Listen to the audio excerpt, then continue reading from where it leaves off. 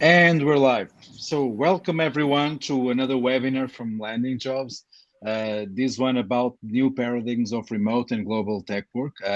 We have with us Bitan Banerjee from Mom to Go and Sophia Zimmerman. So, thank you all for being. You'll present yourselves soon enough. The goal of this webinar is basically to try to increase the information level that everyone that is attending this webinar has regarding these new realities that showed up with the strongest emphasis after the pandemic. Not that the pandemic is completely over, but at least we can say that we are at a new place.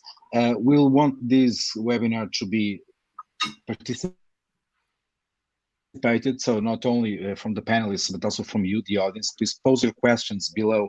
You have a ask a question link in the bottom of the screen. Use the chat, please.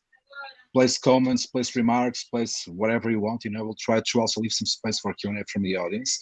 But before that, regarding this webinar, it's part of a series of webinars based on the Global Tech Talent Trends Report, a global report that Landing.Jobs has made this year regarding everything about the tech talent market, regarding salaries, remote work, relocation, tech stacks, job perks, etc.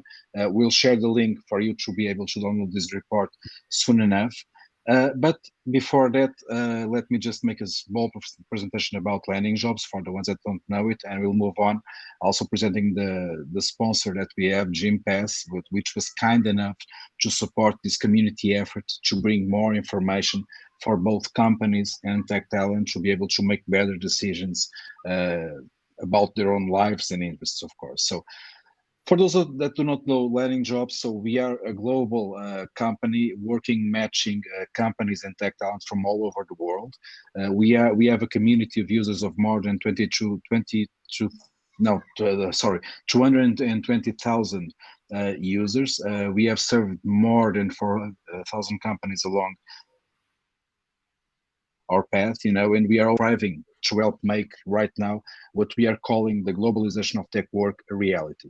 More than everything, we are focused on talent under the principle that people should own their careers and make the best out of their lives. But work is a relationship between talent and companies. And in that, guys, we want everyone to be as informed as possible so that these relationships that occur and that are so meaningful in everyone's lives are as best. Moving from this, I would like to ask Bitan to present himself a bit so that everyone knows who we are. Bitan, if you please.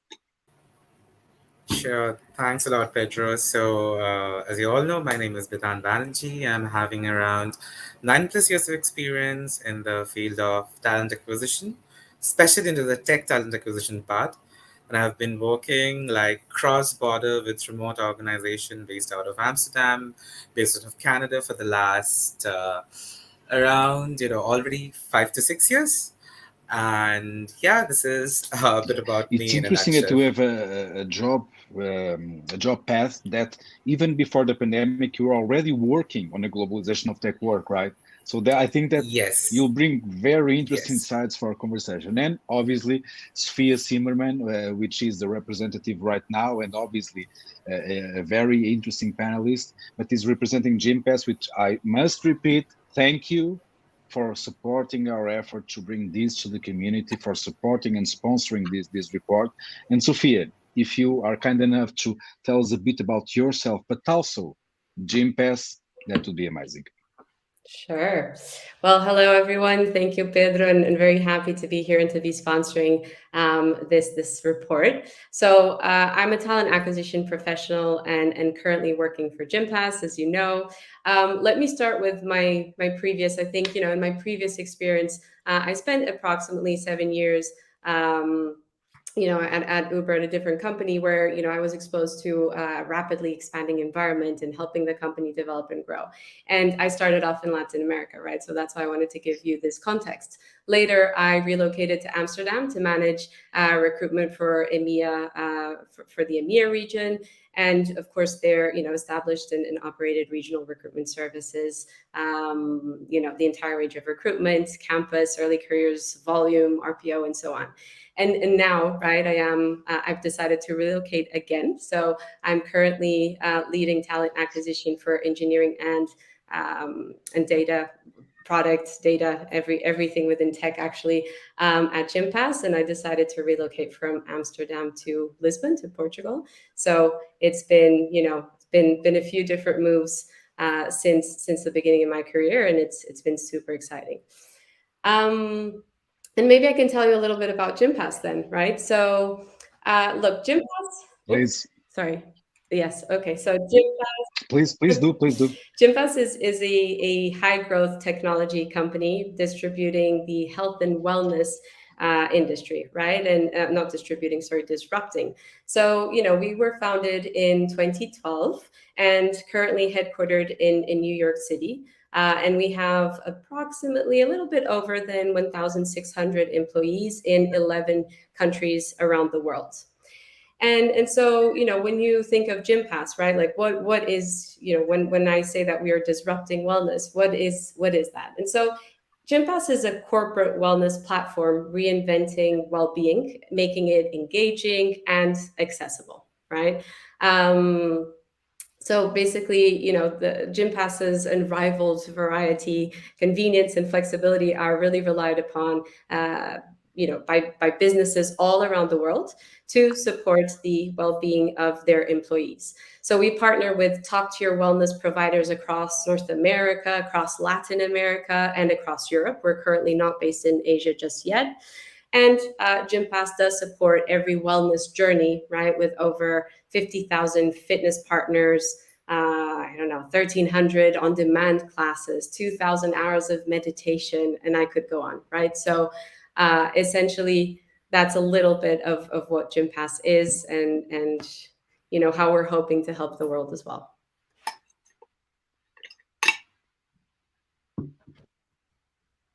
Oh, I don't know. I think Pedro. Pedro probably having some.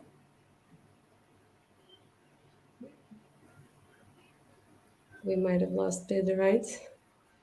Yeah, it feels so. Okay. Maybe I can just quickly walk you through and tell you a little bit of the hiring needs that we currently have at Gympass. Um, so essentially, the great news is that we are still hiring very aggressively, right, until the end of the year, and hopefully for next year as well, of course. We're mostly at the moment hiring in our Portugal Lisbon hub, as well as we do hire a lot in Brazil as well. It's our biggest tech team there, and we do hire every now and again in the US, right? And of course, we're always looking into what other regions we can go into, right? And so yeah, so I think we're pretty excited. Obviously, this year is still very aggressive targets, very aggressive hiring targets to meet, but we're pretty excited to see what next year will bring in terms of growth and hiring challenges. Great. Thank you, Sophia. So, next part of the show, I'll try to do a very brief presentation of the main results of this report. And I'll try to make it really short so that we can leave as much space as possible for the conversation. So, trying to do something that always defies Murphy's Law, sharing my screen in a webinar, that usually it goes south. And I please ask you if everything is okay. Sophia, Bitan, it's okay? Can I move Yes. on? Okay, Yes. so as I've said, this report is basically the fourth report under the Global Tech Talent Trends report. So we have a global report, we have a Portugal-based report, we have a report on salaries and perks. Yes? Oh, okay. It was nothing. So this is the fourth report, and it's basically focused on remote and global tech. Okay, so not talking again about landing jobs. So we try to do this globalization of tech work thing. We have a lot of people in our users, so let's go over it. This is the cover of this report that you can download on the link that we'll be passing. About Gympass, Sophia has made a bright exposition about it. We have a lot of jobs for Gympass at Landing.Jobs. If you are interested in considering Gympass as the next step in your career, please go look at the jobs, check the ones that are better for you, and apply. That's the main message here. And going directly for the results, let's talk first about relocation. So when we go for relocation, the main thing that we see is that, and these are global data from all over the world, okay? So that around 80% of tech talent is residing on the country that they are natural from, okay? Around 7% are relocated to countries on the same continent, and around 13.2% have been relocated or have relocated to countries in different continents. And when we dig deeper upon these numbers, what we see is that the tech talent in Europe is the group that have relocated the less. We don't have numbers for North America here because where we weren't able to get the sufficient number of responses to make it statistically significant. And what we see is that Europeans have relocated the less compared to Africa, Asia, and South America.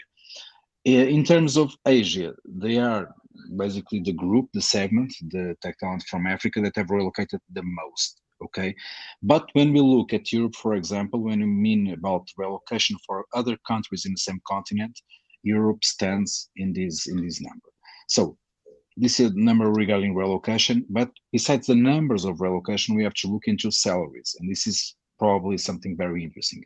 And the first insight that we get from this is that the professionals who have not relocated are earning less, or putting the other way around, professionals who have relocated earn more than professionals that have stayed in the country that they are at, that they were original from, okay? And this is interesting because when we look at the trends, we see that the difference in wage between people that have stayed in the country that they were born, it's very high, especially in some continents like Asia, for example, where we see that the green bar is people that have not relocated, and the purple bar is people that have relocated to other continents. So the first, well, and this is numbers, we are not trying to make a lot of interpretation of it. We try to leave it as objective as possible, but the objective numbers, the statistical numbers show that really relocation, it's an option that, at least in terms of salary, pays off. Another interesting thing is that we have people that have relocated to countries in the same continent and to countries in other continents. And what we see is that the professionals from Asia, Europe, and South America that have relocated in the same continent, so not to other continents, have higher salaries than people that have relocated to other continents. This is interesting, but more than that, the main goal of these numbers and all the numbers that we'll see, is basically to provide this information so that people are aware of it, and when they consider options, they have information to support the decisions that they are willing to make. Going for relocation status, what we see here is that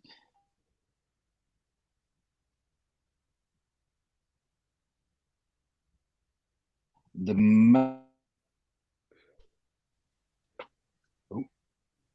can you hear me? Yep. Sorry. It's cutting a little bit. Oh, sorry.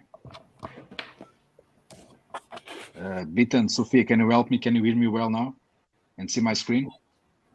Yeah, Okay, sorry about we're the still interruption. seeing the screen. Okay. Sorry about it. Well, but what we see is that, as I was saying, the vast majority of African and South American workforce is local. Okay, so people that are working for South America and Africa are mostly local. But and comparing you, for example, Europe with North America has a much higher level of people that have relocated from other continents than Europe. This is interesting because this brings to the surface some cultural differences between the way companies look at people that want to relocate from other continents, being Europe, and these numbers show it, a bit more conservative in really adopting relocation of people from other continents than North America. And again, this is interesting to see for someone that, for example, is from other continents, considering where should I work for if I want to relocate somewhere else. But then when we go for relocation willingness, so the willingness of someone, at least the people that have answered the survey to relocate, what we see is that the numbers between Africa, Asia, and South America are very similar. So there's a high level of willingness to relocate. But when it comes to Europe, and well, I can talk a bit about this because it's the continent I'm at, people are not very willing to relocate. We can attribute that, to having a better position in terms of salaries, of quality of life, etc. But these numbers show something that is felt by companies every day. It's that the difficulty that you have in Europe in terms of talent availability. People are much less willing not just to relocate, but also, and I would dare say this, to change jobs in Europe than they are in terms of risk, than they are in continents like Africa, Asia, South America. And one thing that is also interesting to understand when, for example, companies or tech talent are asked, okay, but where should I relocate to? Most people, when they are asked that, they say Europe, okay? Followed, and I would say, but by not a slight distance, by North America. This is interesting to understand because, North America is the continent that pays higher wages, much higher in some sense than Europe. But at the same time, it is like a combination of factors between Europe and North America gives an advantage to Europe in terms of the tech talent, the global tech talent preferences as an option for relocation. Uh, in terms of the reasons that people are considering when they are looking for relocation, the top factor here is quality of life. And it's very interesting because it comes on top of salary, but even before salary, you have the third option, and this is very interesting because it I think it basically denotes a change in the way tech talent are facing their own careers and professions when they're facing the professional decisions and also life decisions, because relocating is not just a professional decision, it's a personal decision. That salary, it's the third factor considered as most important for this. Well, moving on, moving from relocation, so people considering or relocating to other countries to work and to live through cross-borders remote work, which is something that I would dare say has had a huge spike during and after the pandemic situation. Well, what we have is that from everyone that has answered this survey, 18.6% of tech professionals are already working cross-borders remote. We don't have numbers for this exact question before the pandemic or for 2021.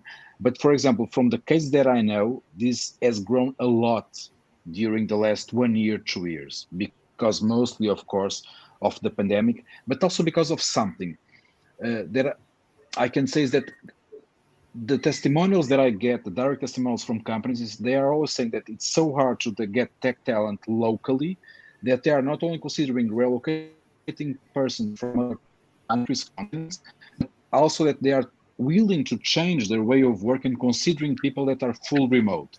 Okay, so there are huge changes that have already happened, that are changes that are still happening, but the main thing is that uh, almost 20% of tech professionals all over the world are working cross borders in a remote fashion. And what are the main reasons for this in terms from talent? Again, salary, and surprisingly or not, it's not the first factor. The first factor it's You better know, work-life. let me Yes, just interrupt you. I don't know if you're meant to be sharing your screen, but I don't think I'm not seeing your screen. no. No. Are you, Bitan? Uh, I can see the screen. You I can? can see the screen. I'll unshare the screen and share again and try to solve the situation. Again, Murphy's law, all the way. Maybe it was just me, but I wasn't seeing the presentation. Yeah. Ah, there you go. And I now, can see it now. Perfect. Thank okay, you. okay. For everyone that was sharing Sophia's problem, sorry about that. This is all screens from the report, so you can download it afterwards. So, but getting back to the reasons why people consider working cross borders remote. Top one, better work-life balance. And this is interesting again because I think that as for the relocation, salary is not the first factor. Here is the second, but better work-life balance tops salary. So something is changing, and I think that when companies, for example, think, and a lot of companies still think that salary is the main driver behind every decision that tech talent makes. I would dare to say that because of this data and also the empirical knowledge that I have from the contacts with companies and talent, that's salary. It's relevant, but it's not as relevant probably as companies are thinking, and they should consider and reflect on this. Okay. Um, When we talk about the cross-border remote status regarding the continent of the employer, and I'll try to explain this graph because it can be a bit confusing. So we have basically here the continent of residence, so people residing in Africa, residing Asia, Europe, and South America, where they work for. And what we can see is that, for example, Europe, the Europeans working remotely cross borders work mostly in the same continent for different countries. Okay. But when we go for African and Asian, they usually tend to work for Europe and North America. So in more or less the same ways. An interesting thing, and something that sometimes I don't know if some talent in some companies don't have the notion, is that time zones are really relevant. We're talking about cross borders. So this preponderance of North America as a destination for remote work for South Americans has obviously to do with the time zone compatibility between people that live in South America and North America. For example, I myself, I have people living in Brazil, and it's a 5 hours delay, so we have to make some adjustments. And some companies are not that willing to do these adjustments, but the reality is this. But because a lot of companies are not really working full remote in the sense of async work, etc., etc. Those are cultural changes that companies are still going. So it's very relevant when a talent is considering working cross borders remote to understand that time zones make a difference when they are considering options. When we go for salaries, what we basically see is that most of the times, except North America, and we'll go for it, working remotely across borders pays more, and I would say a bit more than working for local companies. Obviously, when you talk about North America, it's the place in the planet where usually the tech salaries are higher. So working for local companies usually is better than working remote across borders for companies in other continents. I'll not go over this, just to be speedier. Regarding cross borders remote willingness, so the willingness that tech talent have to work across borders, what we see is that the continent where people are less willing to work remotely across borders, it's Europe. And when they do, they consider working remotely cross borders to Europe. Okay, and what we see is following the same trends that we have seen in the charts before that. African, Asian, and South American tech talent are very willing to work across borders, not just for their own continent, but mostly for other continents. Again, in following the same trend that we saw in the relocation, Europe, it's also the continent where people considering working remotely across borders are more, I would say, willing to work to, followed by North America. This is basically a salary chart for a mix of situations. So people that have not relocated and are working in the same country, the blue bars, and this is the continent of origin of people. The purple, it's people that have not relocated but are working remotely across borders to other countries. The green or turquoise, I would say, bars mean people that have relocated to countries on other continents, and the orange bar are people that have relocated to countries on the same continent. And an interesting thing that we see here is that most of the times, relocation, it's the option that, at least in terms of salaries, pays most. Obviously, with the exception of North America, because being local in North America and working for local North American companies pays more than everywhere else. But when we compare being in the same country, working remote across borders for a company in another country, or relocating, in terms of salary, again, and as I've said, salary, it's far from being the only factor or top factor even that is being considered by tech talent. Relocation usually pays more than working remotely across borders to other continents.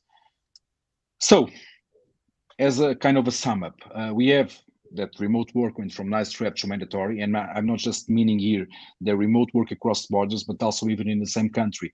As far as we know, almost no tech talent is considering working for a company that has not at least an hybrid work, a mix of remote and office, in place. Working cross borders, remote or relocating to other countries are no longer exceptions. And what is happening here is what we call the globalization of tech work. So these are trends that are growing more and more. We can see that by the results of this survey. And as we have seen, there's a huge incentive for tech talent to work in this way, and not just in terms of salary, but mostly in terms of work-life balance and quality of life.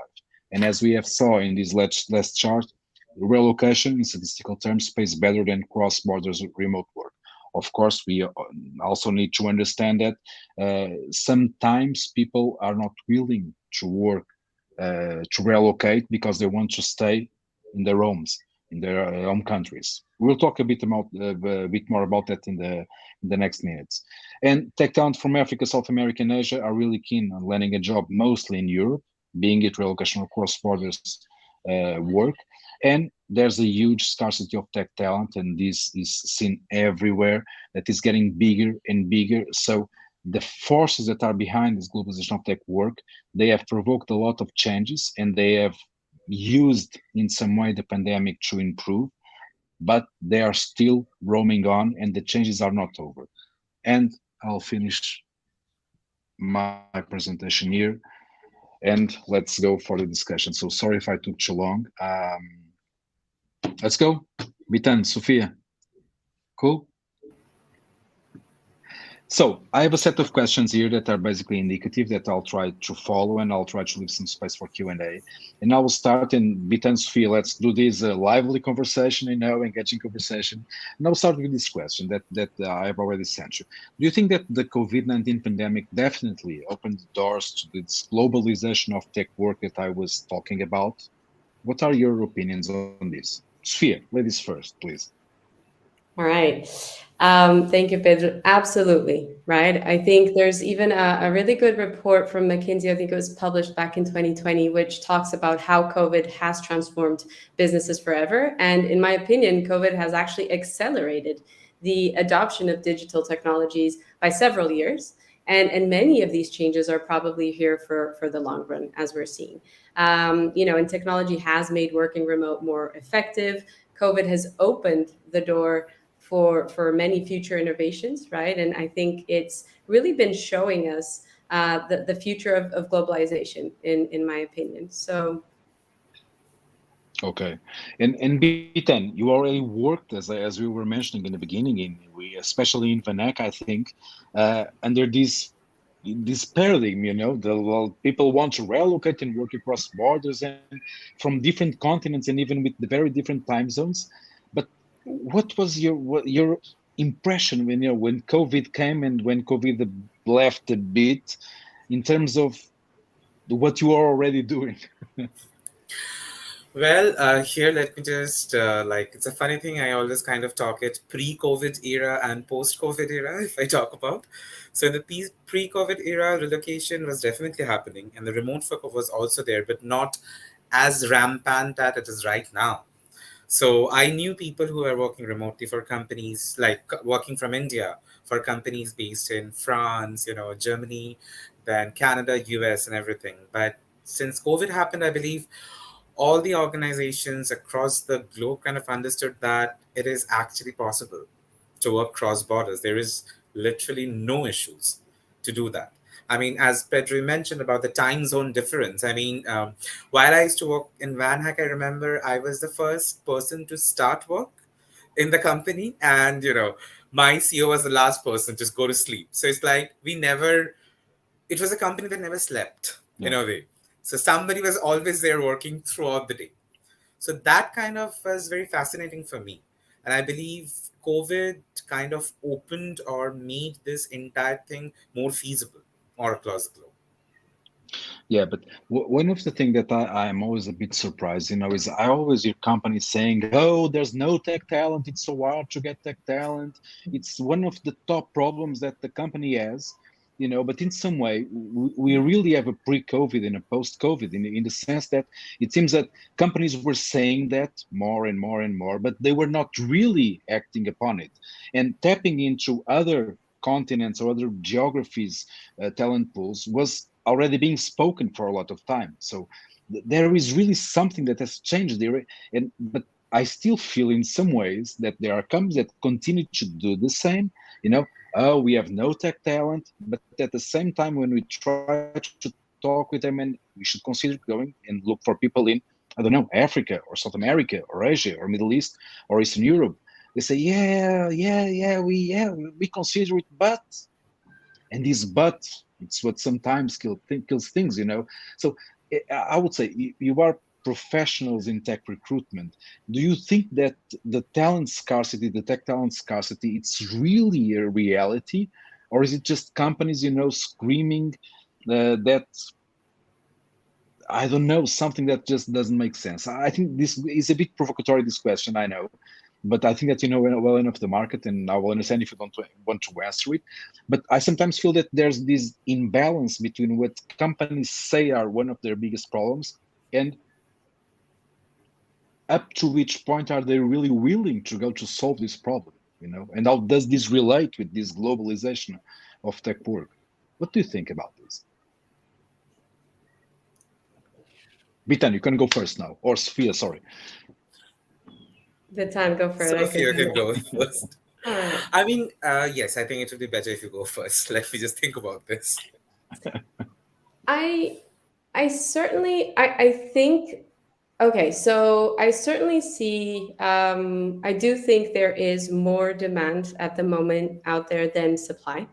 Mhm. Um and so answering the question, I don't know if I would go all the way to say that it's scarce, but certainly a lot of a lot of companies are really looking for a lot of the tech talent, and especially I would say it's even harder when the tech, looking for the more senior tech talent as well, right? I think Mhm. that's a big challenge. And so is it a necessity or is it not, right, Yeah. to hire cross border? I think, look, it's certainly not, in my opinion, of course, I don't think it's a necessity just yet for companies, but I do think it's a desire and a choice that companies have made because of the difficulties that they are facing. But the difficulties they are facing don't just come from the fact that you know the fact that there's scarcity out there, or that there are not as many tech professionals as companies want. But it's certainly one way of trying to be creative and trying to go out there and find people. Yeah, so I think, to answer your question, like, I do think that it hasn't become a necessity yet to really have to hire remote, or have to hire cross border, have to go for cross border remote work. But I do think that it's certainly an option that most companies are looking into. Mhm. And there is, I do feel that, and Batan, sort of jumping here to give your thoughts, I do feel that there's a lot of demand and not so much supply at the moment. Yeah. I totally second you in this particular thing. What I feel is that what I have seen personally, especially when I go to LinkedIn, I see different companies posting the job. I can see majority of the companies are actually competing with one another. They have similar roles. Like if I simply look at e-commerce sector, they have similar roles, and there are so much options in front of all the candidates to apply. So Mhm. here I believe there is no scarcity, but the competitiveness of the market grew or skyrocketed after COVID. So we have positions, 1,000 positions available, but the talents to fill those, we don't have that much of people, because even the candidates are kind of, they are dealing with, okay, which company I should go for. So here the companies are more competing with one another at this point. So that's what I believe. 100%. Yeah. And we're I, seeing this, right? We're seeing, when we're talking to Exactly. candidates, we're seeing candidates with 3, 4, 5 offers. And you're Exactly. thinking, oh my God, right? Like, you need to move faster in your process, but you don't know what other companies have offered, right? So how can you be more competitive? I 100% agree with that. yeah, but that's a question, right? For example, one of the things that we notice in landing jobs is that we are now working a lot with talent from South America and Africa and Asia, but the jobs that we have are still a lot based in Europe and North America, you know. And sometimes we have this feeling that when people come in and look at the jobs, they don't recognize the companies. They are not completely. aware or knowledgeable about the intricacies or the details or the sorry, I was about to sneeze. To sneeze, sorry. uh, and I see that, for example, it's harder to have someone talent visiting our site and our job board and applying for one of the jobs that we have available from Africa or South America than if it's an European candidate, and that has a lot to do, with employer branding, in my opinion, of course, with the companies that are really trying to tap into these talent pools to also consider writing and doing things in a bit different way to attract and to be able to really at least being considered by the candidates from these places.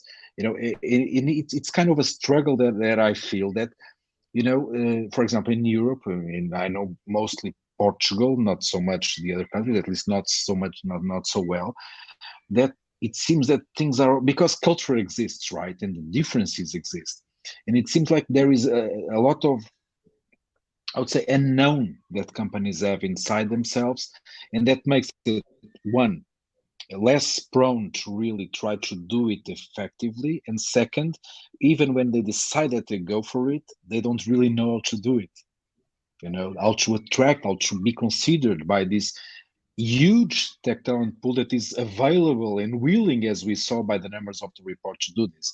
What do you feel about this, this first contact point, this consideration part? I'm a marketing guy, so I always think, okay, how do I get to be known and considered by the persons that I'm trying to attract in some way? How do you feel that this initial part, is this initial connection between companies and tech talent from other places that are not traditionally talent sources for companies? What would be your tips, advices, experiences that you give to our audience? And please remember one thing: we are talking here about, our audience is mostly talent, not companies. So what do you think, for example, that tech talent?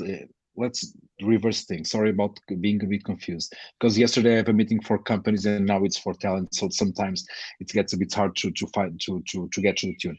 But which? Sorry, can you hear me? Yes. Yes. Sorry. So what would you say to talent that is considering, for example, landing a job in Europe, and what should they look for in terms of, I don't know, tips, companies, platforms, etc., etc., etc.?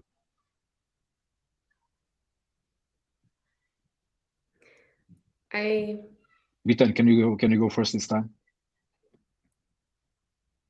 Batan, you're on mute.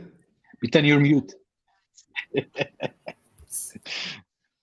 Sorry. We didn't have that one yet, so we have to go over all of them. Sorry. Connection freezing, etc., Yeah. etc. Yeah.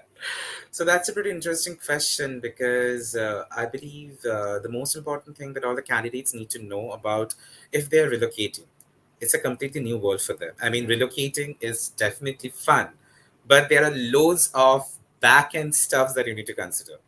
Just to give you an example, while I was working with Van Hack, there were loads of Indians who were relocating to Canada.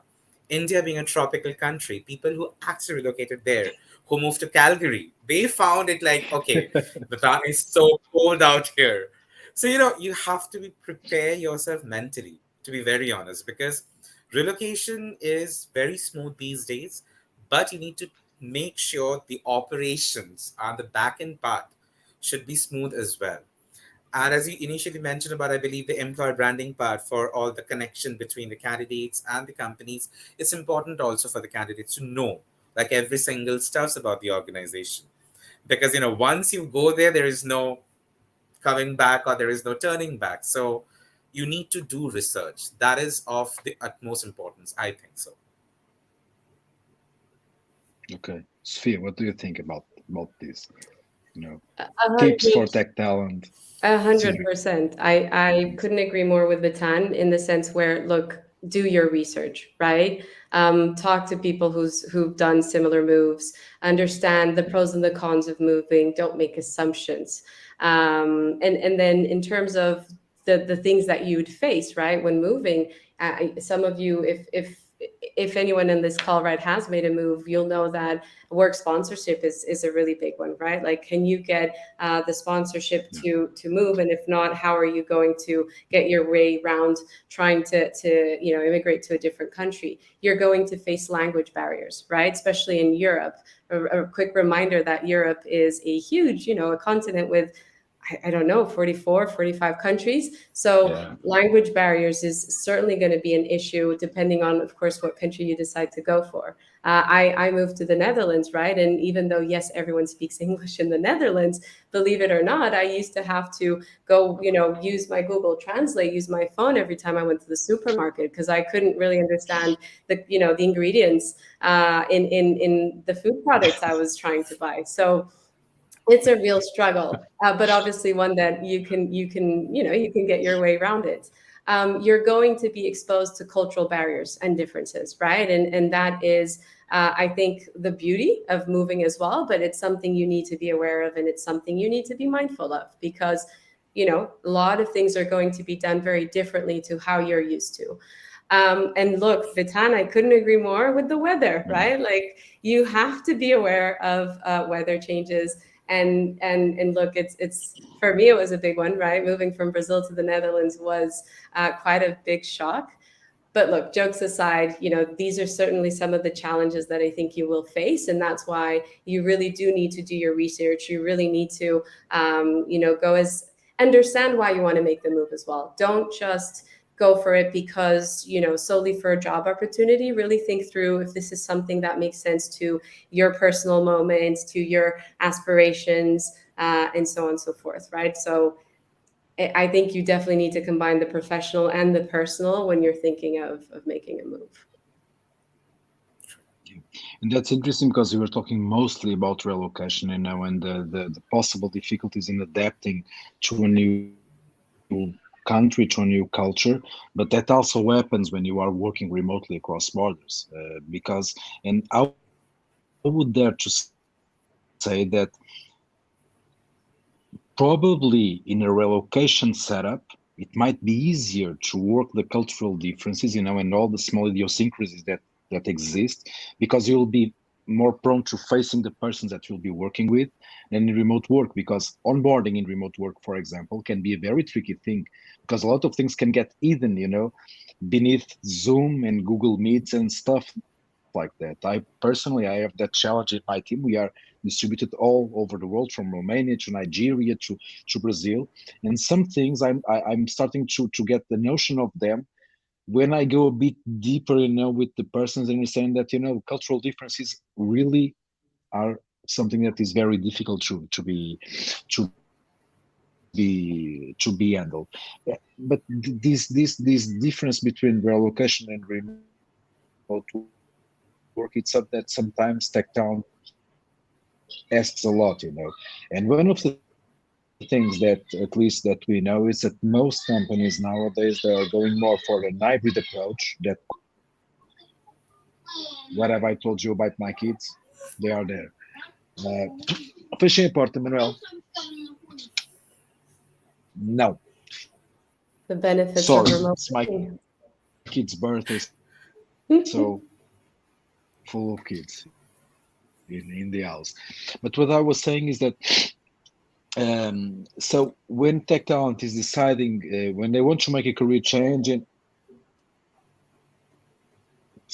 as I, but tech talent asks a lot. Should I work remotely from where I am to some other country? Should I try to relocate? What should be the best option? And obviously, there's no answer for this. But what would you say would be the main factors that people should when making such a decision?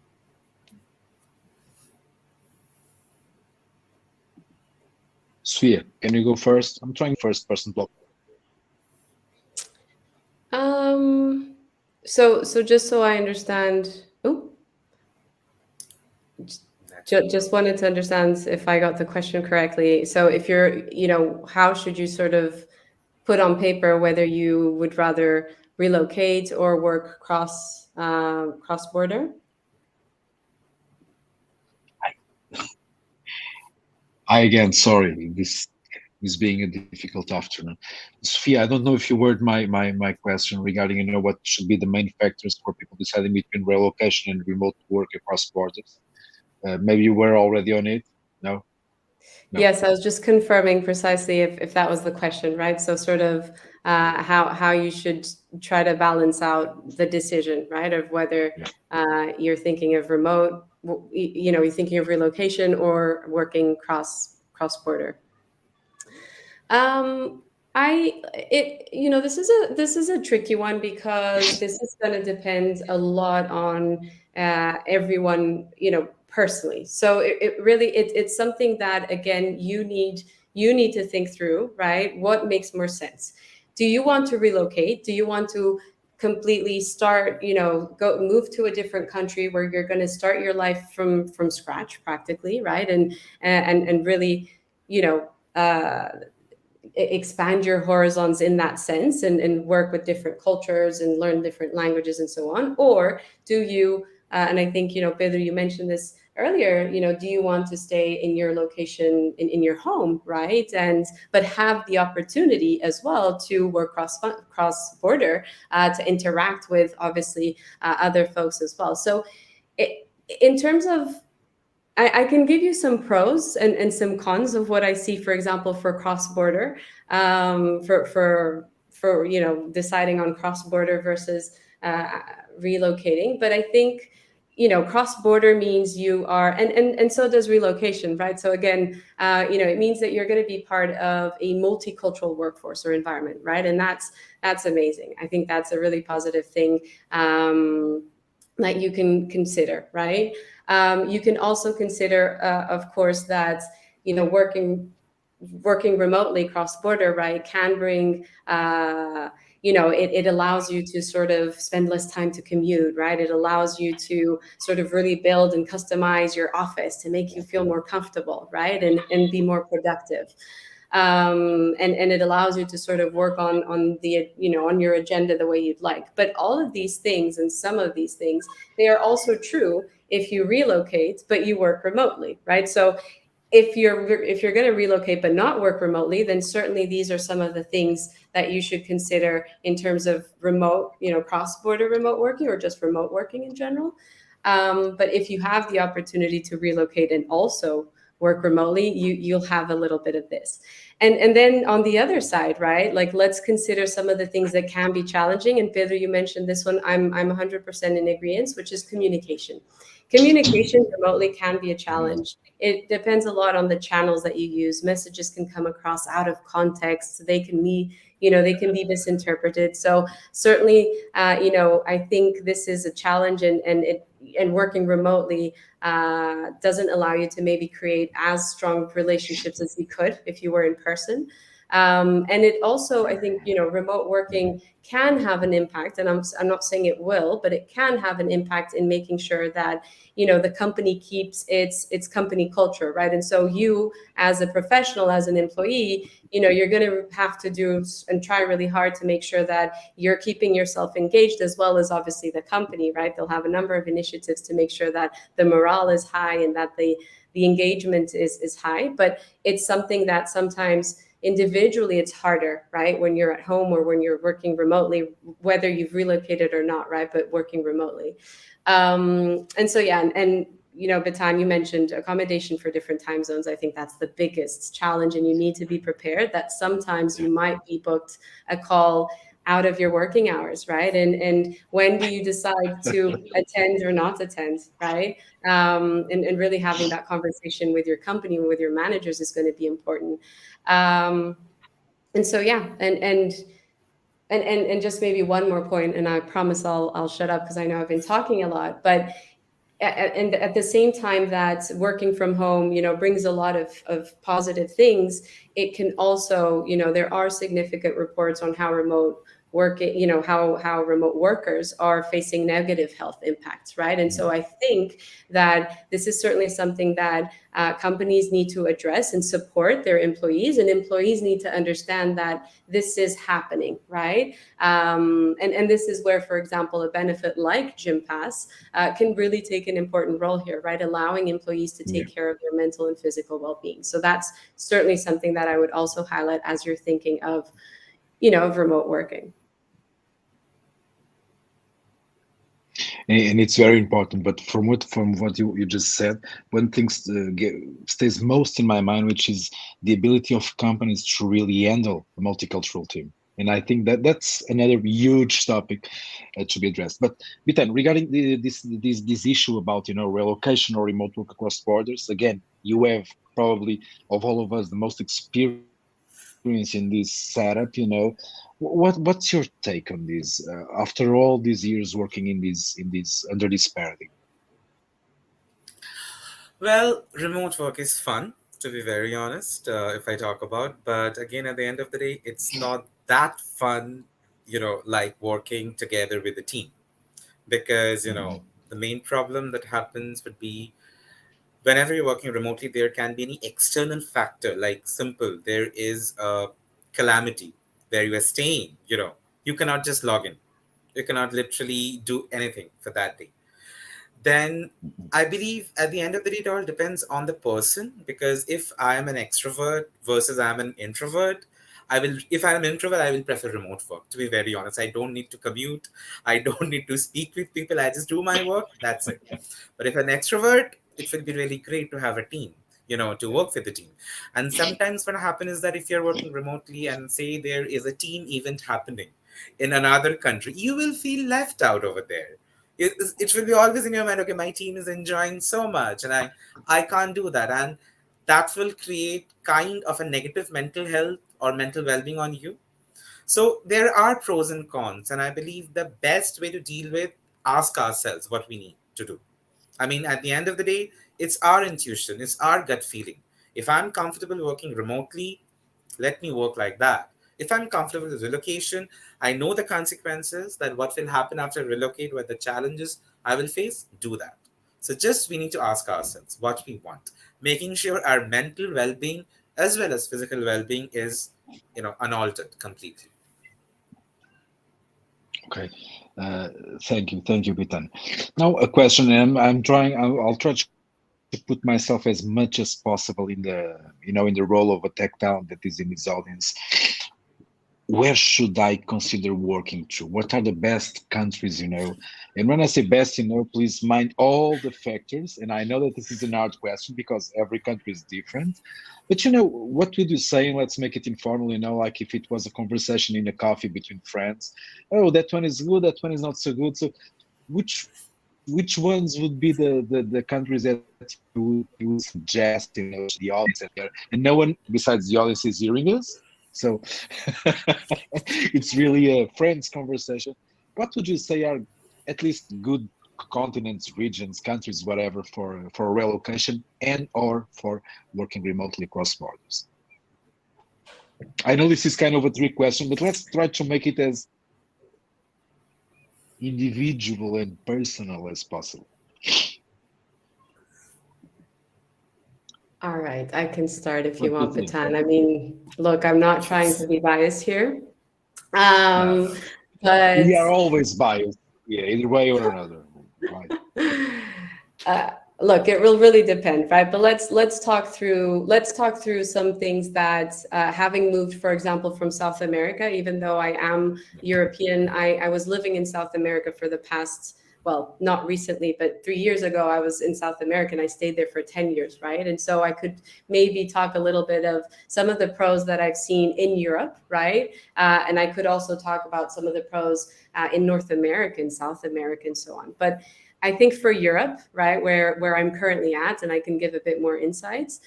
Certainly, one thing for me, that comes to mind, or a few of the things that come to mind: security, right? So that's something that, especially having come from Brazil, is something that I really appreciate, and it's certainly something that you can really sense the difference, right, of feeling safer here. And don't get me wrong, Brazil folks, I absolutely love Brazil. I'm a big São Paulo fan. Lived there many years, and I would go back anytime. But talking about some of the pros of Europe, then certainly I think the costs of living here are certainly something that you can take into consideration, and I think you have less inflation and so on, which is can be considered. You do get really good professional exposure, right? And just getting the opportunity to, to work with different cultures, to just you have so much, you have easy access, right, to different company, different not companies, sorry, but to different countries and cultures and so on. And I think that can really make you grow as a professional, right? If you want to expand your knowledge of the region, right, instead um, of just specializing in one specific region, right? I think that's a good thing. Hey, look, you get some good vacation time, right? So certainly something to keep in mind. And at the end of the day, I think Europe is seen as, you can have certainly the quality of life that is number one, the number one reason of why people are looking to move. Quality of life is definitely something that Yeah. in the majority of Portuguese of European countries, Portugal included, I think you will have, right? You're not going to have that absurd traffic of 2 hours to get to your job. And you can bike in the Netherlands. In Amsterdam, I biked everywhere. It's just fantastic. But there are cons, right? There are certainly cons, and we've spoken a little bit about them. You're talking, it depends, right, where you're going to go to, but bureaucracy, bureaucracy can be a huge issue in Europe, right? In most countries, I would say, Decision but making. certainly in Portugal. Yeah. Yeah, and again, it depending on the country you go to, you might not speak the language. It's a very big region, it's a very big continent, right? So understanding how to deal with the different people from different places, right, and just really knowing how to navigate and influencing is going to be a challenge. So I'm going to leave you with some of the pros and the cons that I see here for Europe. And Batan, I'm going to pass it to you. Sure, sure. So if I need to give my own opinion out here, so being a person who is very close to family and friends of mine, I'll prefer to relocate somewhere where the time difference is really less. Because I'm not a very like late night person as well as a very early person. So I need my sleep properly. So definitely Europe would be my first preference because the time difference between India and Europe is around on an average 4.5 hours. That's easy to manage, I believe. And like being a travel enthusiast, I think you have literally got everything under one roof if you're relocating to Europe. The food, the everything over there, you can experience all the stuffs. But yes, some things are really scary in terms of, just to give you an example, if you're relocating to Germany, getting an initial accommodation is a mess. I mean, there is a Yeah. saying that getting an apartment is in Germany is difficult than getting a job in Germany. So it's that crazy. So you need to be sure about all this. But yeah, so Europe again would be my first preference of relocation. But Bitan, you have a curious. I want to explore a bit more your own experience. You have experience in North America, and not just Yeah. in US, but also in Canada, which are close countries, but not so similar, right? I would say, and I have no experience in living in any one of them. But what do you say in a global perspective that is the comparison between, I would say, Europe and North America? And let's try to make these two big blocks to make it simpler to talk about it. What is your take on this? Well, if I simply talk from the perspective of the organization or the people, like working for companies, the major difference I would say is that people in Europe are very direct. I mean, if they have something in mind, they will directly say that to you. I mean, Really? literally direct. Yes, they're direct. I want this, I want this. There will be no, beating around the bush at all. At all. You have And so never I been to really appreciate. Portugal, I bet. Okay, that's a new insight for me then. Yeah. And people in Canada, they're very sweet in terms of they're very they're also direct, but not as direct as Europeans in that way. So I think that is something everybody would love to, explore. And to be very honest, Canada, Europe, still similar. If you're going to parts of Asia, say for example Japan, if you're going to Singapore, there will be a bigger cultural shock, Mhm. more than you can imagine out there. So yeah, that's there. So yeah. Okay, okay, thank you. Well, we are almost finishing. As I've told you, Sophie and Bitan, the script was completely destroyed along the path of this session. But I want just to ask you for a final comment for, and again, we have mostly tech talent as our audience. What would be your, top advice for, how they should handle and serve this globalization of tech work? I think I can go Sorry, here. So, please. whenever you are thinking about relocation versus, working cross border, as I mentioned before, ask yourself what you actually want to do in the future. Simply ask yourself. That's really very important what you want to do. Just getting a job, I mean, relocation for the sake of relocating should not be encouraged at all.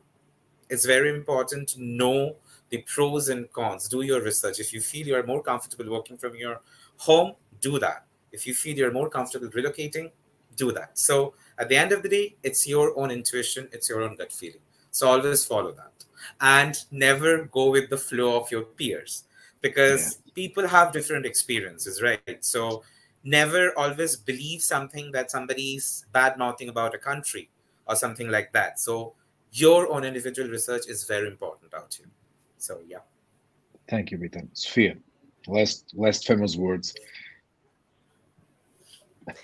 I mean, I couldn't agree more with Batan. I really do think, at the end of the day, this all comes down to, your personal situation, desires, your aspirations, what makes more sense for you, right? And you really need to be true to yourself and not necessarily do what others are telling you to do or what others are saying that is trendy or, or what they should do. So, at the end of the day, I think Batan's advice is certainly the advice I would give you. Maybe just one thing to mention, hope this is not too controversial, but I also want everyone to keep in mind that, you know, unfortunately, not all companies will allow you to work cross border. And so this is something that you need to keep in mind, right? You're not necessarily going to be able to either relocate or work cross border through every single company, because companies are still trying to understand what they need to do in order to make this happen. They know that this is a trend and they know that they need to work ways around doing it. But I think a lot of companies are still, they have a lot of tax implications that doesn't make it as easy, right? And so they're still Yeah, thinking through how to do this. And so, keep in mind that maybe if this is an aspiration or desire of yours, it doesn't have to, it can happen. It could also happen. It doesn't need to be now. You could eventually also look into moving later, right? So it's just to say that, you don't have to be desperate and say, oh my god, I really need to relocate effectively immediately. I think this is here to stay. Companies are working around how they can make this work in the long run, and so there'll be plenty of opportunities as well for you to eventually one day decide to relocate, or even decide to work cross border. So yeah, maybe just to yeah, wrap up. no, great advices, Bitan and Sophia. Well, thank you. We have gotten to the end of this webinar. Thank you, Bitan. Thank you, Sophia. Thank you, Jim Pass, obviously, for supporting this effort. Thank you all, our lovely audience, to be here with us. We hope that this has been useful for all of you. We have our LinkedIn profiles if you want to connect. I leave also my personal email if I can help you with something else. Uh, Anything that we can help you with, please do. And in the name of Landing.Jobs and Gympass, of course, thank you for being here and be on the look for our next event. Bita and Sophia, it was a pleasure. Thank you very much for your kind participation. Thank you. Thank you so much, everyone. Um, Goodbye. Bye. Bye. Thank you.